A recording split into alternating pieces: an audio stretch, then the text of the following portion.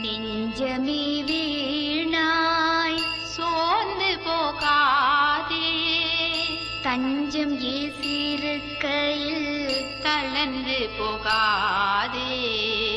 வஞ்சகன் வீசும் வலையில் விழாதே, வஞ்சகன் வீசும் வலையில் விழாதே. பஞ்சகாயன் உன்னை பாதுகாப்பாரே, சோதனையாவும் சூழ்ந்திடும் நேரம் வேதனை வீதம் வீதம் வந்திடும் காலம். தீதனைத்தும் தீர சிலுவையில் தொங்கும், தீதனைத்தும் தீர சிலுவையில் தொங்கும்.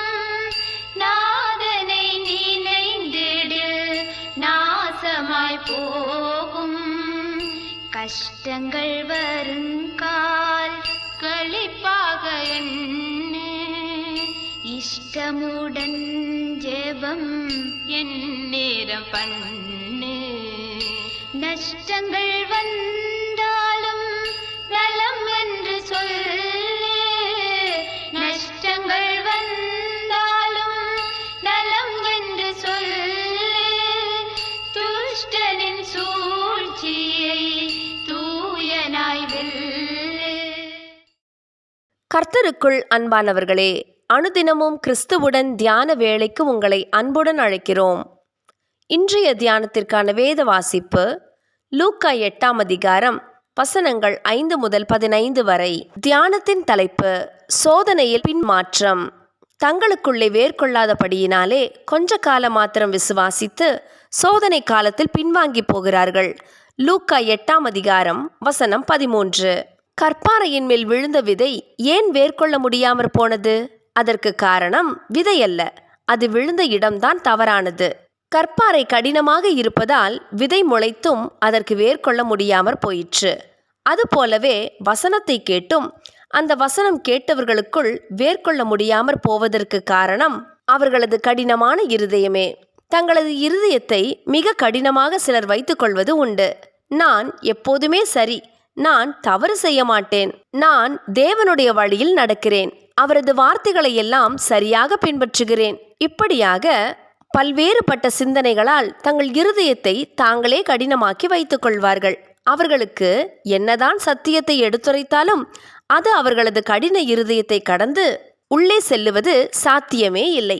கர்த்தருடைய வசனத்துக்கு தங்களை ஒப்பு கொடுக்காமல் இப்படியாக கடின இருதயத்தோடு இருப்பவர்கள் சோதனை காலத்தில் பின்மாற்றமடைந்து போவார்கள்.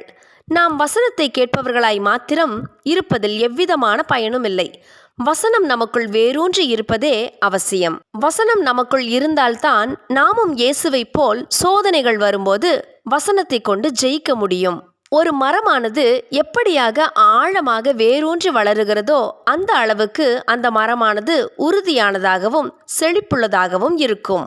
அதுபோலவே நாமும் தேவனுக்குள் உறுதியாகவும் செழிப்பாகவும் இருக்க வேண்டுமேயானால் அவருடைய வசனம் நமக்குள் வேரூன்ற வேண்டும். வேர் ஆழமாக ஊன்ற ஊன்ற நாமும் தேவனுக்குள் உறுதியாக கட்டப்படுவோம். அப்பொழுது கடினமான பெரிய சோதனை வந்தாலும் நாம் கர்த்தருக்குள் உறுதியாகவும் திடமாகவும் இருக்க முடியும்.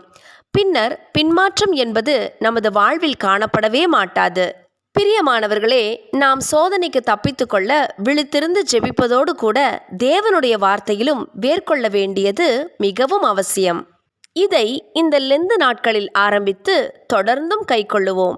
தங்களுக்குள்ளே வேர்கொள்ளாதபடியினாலே கொஞ்ச காலம் மாத்திரமே நிலைத்திருக்கிறார்கள் என்ற வாக்கியம் நமக்கு எச்சரிப்பாக இருக்கட்டும். மார்க்கு 4ஆம் அதிகாரம் வசனம் 17.